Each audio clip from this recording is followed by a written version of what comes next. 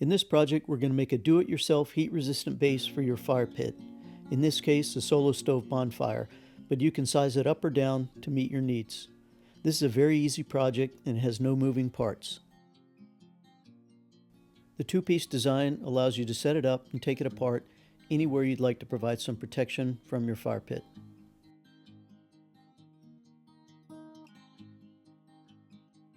For the foot pads, I'm going to use some leftover composite decking material.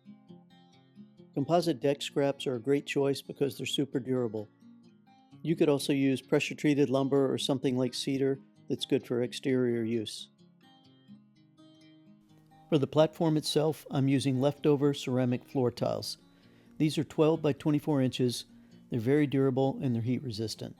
These are available at most home improvement stores, and some floor stores may have free samples. To glue the pads in place, I'm using a landscape glue. This is a brand called Loctite. It gets tacky in about 30 seconds, and then you'll need about 12 to 24 hours for it to fully cure.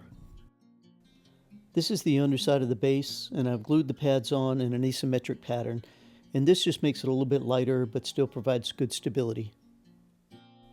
After you've glued the pads to the ceramic floor tiles, you want to stack them on top of each other and put a little bit of weight on there so that they'll dry nice and flat. And depending on the glue you use, you might want to leave them for a couple of days. So at this point, your project is pretty much done, but like any good home improvement project, there is always more you can do. Let's take a look. This next step is completely optional, but I'm going to use a Dremel tool to make the outside corners a little bit softer.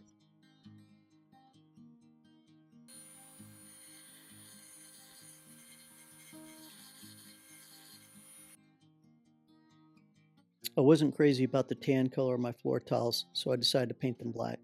This is a very hard epoxy finish, and I used 3 coats.